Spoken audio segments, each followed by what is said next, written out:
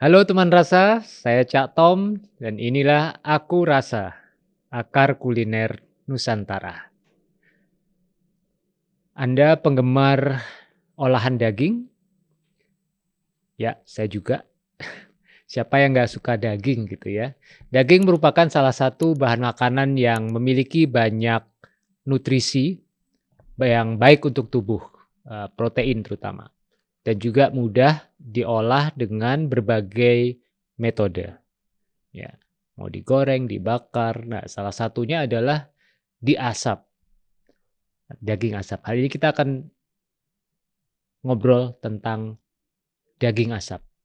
Saya sudah bersama dengan seorang ahli di bidang asap mengasap. Beliau adalah pemilik dari Ruben Smokery, Artisan Smoked Meat. Ini dia, Mas Michael Ruben. Halo Pak. Halo, Nah, selamat terima sore. kasih udah diundang di Terima sini. kasih udah jauh-jauh dari Jakarta Barat, Tanjung Duren. Jakarta Barat. Hadir di podcast Aku Rasa. Terima Ya, kasih banget nih sudah sama-sama. meluangkan waktu. Beliau seorang anak muda yang punya passion di smoke meat atau daging asap. Apa aja yang sudah diasap, daging apa yang sudah diasap oleh beliau ini. Nanti kita akan simak di dalam obrolannya. Mas Ruben, Ya. Anda memiliki usaha Ruben Smokery. Ya, bisa diceritakan nih usaha ini apa nih? Ruben Smokery ini produsen dan juga distributor lah ya, supplier daging asap. Kita sih bergerak di produksi daging, sapi, ayam, ikan, ada bebek juga. Ya, semua ini kita asap sendiri. Saya sendiri yang asap. Nah, kita juga yang produksi dan kita yang distribusikan. Jadi Sejak tahun berapa? Awalnya dari tahun 2020 sih, awal-awal 2020. pandemi kan. Waktu itu kan pandemi, semua orang berhenti, saya juga berhenti. Karena pandemi, idenya nyari tuh mau bikin apa. Nah, terus adalah itu ide Sebelumnya mulai-mulai. kerja di bidang apa? Oh, sebelumnya saya juga di F&B. Di F&B Saya juga? di F&B. Sebelumnya saya di F&B kerja di pertama saya di restoran, pindah ke restoran, ke catering sehat, ngurusin catering untuk orang-orang sakit, kayak diabetes. Saya di situ masuk juga. Nah, di tim itu saya belajar nge-smoke. Yang ngajarin saya Mas Ibrahim Masegaf. Kalau orang mau tahu, itu suaminya Mbak Najwa Shihab. Nah, dia itu punya hobi nge-smoke daging. Aku disuruh R&D sama dia nge-smoke daging. Nah, dia mau bikin kayak sampingan gitulah. Nah, saya yang R&D. Nah, setelah dari situ jadi saya ikut dalemin, belajarin semuanya. Jadi ngerti nih seluk-beluknya. Nah, ketika pandemi, bingung kan mau jualan apa. Nah, muncul tren frozen food gitu. Kita ngelihat nih, saya dan istri saya sekarang ya, kita ngelihat trennya ada, jadi kita ya udah gimana kalau kita coba aja jualan. Awal-awal sih 2020 kita jualan modalnya cuma berapa? 13 juta kali. Saya ingat banget sih 13 juta modal jualan. Terus pertama sih ke teman, dari ke teman, ke keluarga, 13 juta itu dapat apa? 13 juta tuh cuma bisa beli daging, berapa kilo? Slicer, berapa kilo? Dulu cuma bisa beli 1-2 kilo doang, Pak. Karena kan harus modal muterin barang juga kan. Yang paling mahal meat slicer sih dulu. Meat slicer itu kurang lebih 3,5 juta lah dulu, 3,8. Itu yang paling mahal. Peralatan yang paling mahal yang diinvestasikan pada saat itu. Waktu itu ya. Meat slicer, itu pemotong daging. Ya betul. Terus ya smoker juga dulu masih ala kadarnya lah, smoker rumahan cuma muat 1 kilo, 2 kilo. Itu udah maksimal sih dulu. Sekarang sih puji Tuhan udah berkembang jauh. Ya sekarang sih udah jalan berapa tahun? 2-3 tahun. Sudah berapa kilo kapasitas? Mungkin sekali nge-smoke bisa sampai 70 kilo kali. 70 kilo? Iya. Dari sekilo jadi 70 kilo. Iya, terus Awalnya sih kita kan nyedain frozen food ini untuk ibu-ibu lah. Waktu ibu-ibu pandemi kan mereka dirumahkan. Bingung mau makan apa, mau kualitas makanan yang enak, kualitas restoran gitu. Tanpa bingung, ya kita mau sediain solusinya gitu. Mau masuk di situ pertamanya ya. Setelah kita masuk di situ, mulai ada nih marketnya, mulai nambah. Ketika pandemi berakhir, teman-teman kita yang dulunya di restoran dirumahkan, kembali lagi nih ke restoran. Akhirnya kita mulai nawar-nawarin ke mereka yang bergerak di F&B. Akhirnya kita juga bisa masuk ke B2B lah gitu. Kalau sampai saat ini sebagian besar semua customer kita masih di situ sih, B2B dan B2C. B2C-nya ibu-ibu rumahan, B2B-nya ya restoran-restoran gitu sih. Kalau semua Korea. Cara ordernya gimana? Ada di ini sih, bisa kontak admin kita, ada di Instagram kita di Ruben nanti Smokery. kita akan kulik lagi soal platform yang dipakai itu di belakang. Sebenarnya saya pengen tahu ini cara deliverynya. Untuk delivery, kalau untuk delivery sih kita sementara ini masih menggunakan kurir logistik. Iya, tapi kalau untuk B2B kita punya kurir sendiri. Ada kurir sendiri. Iya. Gitu. Yakin ya prospek dari bisnis ini masih besar banget kuenya? Kuenya sih besar banget sih. Besar banget ya. Masih besar banget, potensinya juga masih besar banget. Karena kan nggak setiap hari orang seminggu 3 kali sehari lah makan daging asap kan belum kan. Jadi emang porsinya tuh masih besar sekali sih. Kemungkinan berkembangnya juga masih besar sekali. Iya, saya juga lihat tren daging asap ini saya perhatikan juga ini terkait dengan kuliner Indonesia juga. Daging sei kan? Setuju, saya juga. Makin banyak gitu ya restoran-restoran yang menggunakan bahan dasar daging sei dan jadi menu andalannya daging sei. Betul. Sehingga mungkin ini juga yang seiring dengan pertumbuhan bisnisnya Mas Ruben ya. Ya betul sih. Sebenarnya sih masakan Indonesia kan nggak jauh ya dari asap lah. Iya. Kayak dulu kan ibu-ibu memakai kayu bakar gitu kan. Nah, kayak contohnya salah satunya sei sapi lah yang paling sering terdengar lah ya. Sama salah satu best seller kita juga masih sei sapi sih. Sei sapi dari NTT. Itu banyak banget penggunaannya, limitless lah. Bisa jadi nasi goreng, ada yang bisa jadiin coto bahkan ada. Terus ada juga kayak ikan kayu keumama di Aceh, itu juga banyak banget penggunaannya sebenarnya. Yang belum tereksplor banyak lah. Kayak contoh paling dekat mungkin mangut juga ada di Jawa kan. Enak banget mangut itu. Lele itu juga wah masih banyak. Iwak P. Wah, sebagai orang Surabaya Iwak P nomor 1. Masih banyak banget ya pokoknya yang belum tereksplor gitu. Iya. Itu aromanya memang sangat khas, smoky gitu ya. Iya. Nggak tergantikan loh itu dengan metode masak yang lain. Nggak gitu. bisa. Karena ada aroma smoky-nya itu. Bahkan ada yang jual ya asap cair. Ada liquid smoke ya. Liquid smoke. Saya sih untuk aroma. Iya, ada yang pakai. Saya sih nggak pakai.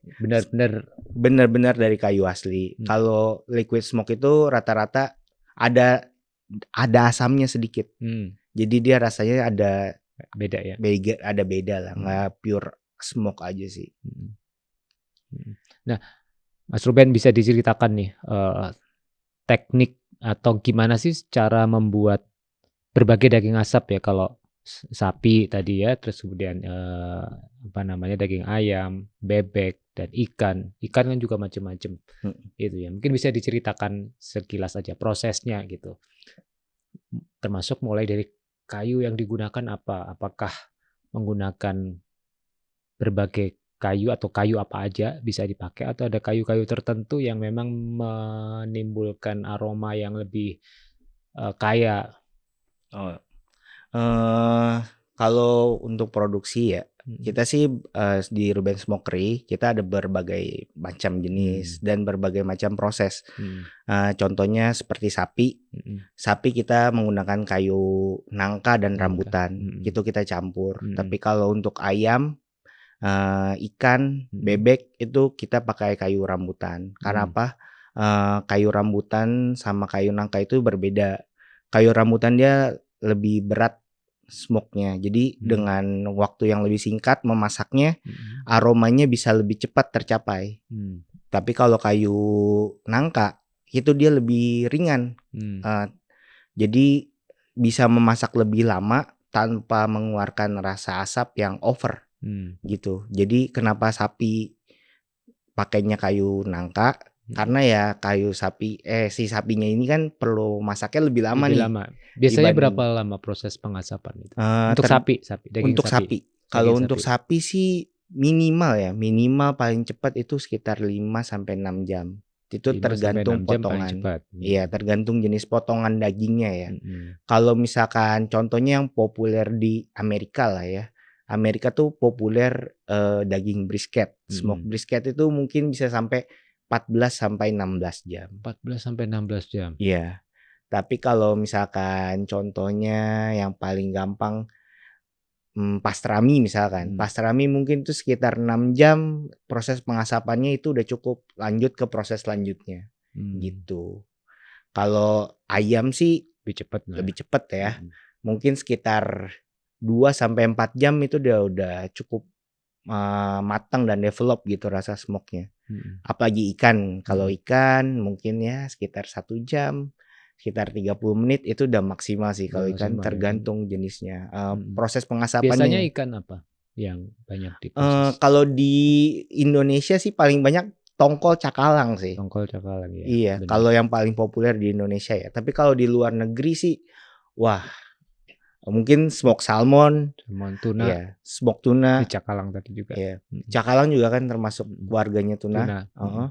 Terus bisa juga gindara atau dori. Kadang di Jepang juga chef Jepang juga kadang ada yang pakai dori untuk di smoke. Macem-macem sih. Kalau saya sendiri sih lebih suka masih pakai cakalang, tongkol sih, karena kan lebih lokal juga. Itu dapat pasokan daging ikannya fresh dalam bentuk fresh. Ikannya masih baru datang hari itu, kita potong hari itu juga. Saya ada suppliernya sendiri sih. Kalau yang gampang ditemuin kayak ikan gitu. Ikan tongkol kan udah mudah banget ditemuin. Jadi nggak usah pusing nyari supplier sih. Yang pusing tuh paling kalau nyari supplier sapi lah. Kalau sapi tuh di Indonesia sapinya masih agak keras ya. Jadi saya masih pakai produk luar gitu, masih produk luar. Banyakan kalau untuk sapi. Nah, secara teknik gimana sih triknya untuk dapat smoke ring yang bagus? Kalau teknik sendiri sih smoke itu kan terbagi jadi 2 ya. Ada yang hot smoke sama yang cold smoke. Kalau yang hot smoke dia bisa generate ring yang baik gitu. Kalau cold smoke dia hampir sulit sih untuk generate. Karena kan ada proses pemanasannya kalau mau bikin ringnya. Kalau untuk bikin ring yang baik dia butuh waktu yang cukup lama. Minimal 8 jam lah baru bisa dapat ring yang cukup bagus dan cukup kelihatan warnanya gitu. Dan bikin ring yang bagus itu tergantung lagi ke jenis kayu yang dipakai. Apakah kayunya kering, kualitas kayunya bagus atau enggak. Terus suhunya juga harus konstan di atas 225 derajat Fahrenheit malah. Kalau itunya bisa achieve dengan suhu dan waktu yang pas, kemungkinan besar dapat sih smoke ring yang bagus. Bisa jelasin lebih detail lagi. Apa itu cold smoke, hot smoke, bedanya apa? Kalau hot smoke itu biasanya firebox. Jadi ada smoker itu ada dua bagian. Firebox dan juga chamber smokingnya. Nah, biasanya kalau hot smoke itu si chamber apinya, firebox-nya sama chamber smoking-nya dia nempel. Jadi satu. Betul. Biasanya itu ada di offset smoker atau di kettle smoke atau kettle griddle, kettle smoker. Nah, itu biasanya hot smoke pakai itu. Kan jadi satu ya antara sumber panas dan asapnya deketan. Betul. Gitu. Dan suhunya itu biasanya kalau untuk memasak smoke gitu ya, itu di 210 derajat Fahrenheit sampai 250 derajat Fahrenheit. Kita pakai Fahrenheit, nggak tahu kenapa lebih gampang daripada Celsius. Dibanding Celsius. Lebih karena kan lebih kecil ya. Nah, jadinya bisa lebih detail lagi. Kalau Celsius mungkin sekitar 90 kali ya, sampai 110 kali. Nah, kalau yang cold smoke ini bedanya chamber asapnya sama tempat keluarin firebox-nya itu kita dipisah, Pak. Bisa dihubungin sama dihubungin pipa. Sama chimney, sama pipa. Jadi di pipanya ini dia nanti didinginkan asapnya. Jadi generate asap, seiring jalannya itu asapnya didinginkan, di chamber dagingnya, di chamber proteinnya sendiri, asapnya itu nanti dia cuma ada aromanya aja. Nggak panas sama sekali. Terus matangnya gimana? Dia memang fungsinya bukan untuk mematangkan. Dia hanya ngasih aroma aja. Iya, ngasih aroma asap sekaligus kalau zaman dulu kan asap itu buat pengawet. Zaman orang traveling dulu ikannya kan digantung tuh di asap di tenda sambil dia nyarain arang untuk menghangatkan badan. Nah, kurang lebih seperti itu. Jadi dia cuma mau asapnya aja supaya si ikannya ini nggak mudah basi atau protein dagingnya ini nggak mudah basi dengan cara itu. Jadi dia emang bukan untuk mematangkan tapi untuk pengawetan sekaligus memberi aroma. Gitu. Kalau cold smoke ya tujuannya gitu. Nah, apa bagian paling sulit dari proses pengasapan ini? Paling sulit sih nungguin api sih. Nungguin api ya harus kontrol kontrol. Saya bayangin kan ini nggak kayak kompor gas yang kalau di itu ya cuma di cekrek-cekrek gitu ya. Ada kan berapa tingkat panas yang dibutuhkan, berapa kan, jumlah kayunya itu kan perlu feel ya, perlu feel untuk kapan kayunya ditambahin, kapan kebanyakan gitu. Betul. Iya, paling susah sih itu sih. Sementara paling susah pasti yang paling susah menjaga suhu api, suhu smokernya, terus jagain api lah paling susah. Karena ya ibarat kata main api unggun selama 8 jam lah. Kalau orang kan api unggun bisa mundur. Ini kita nggak boleh mundur, kita harus maju terus.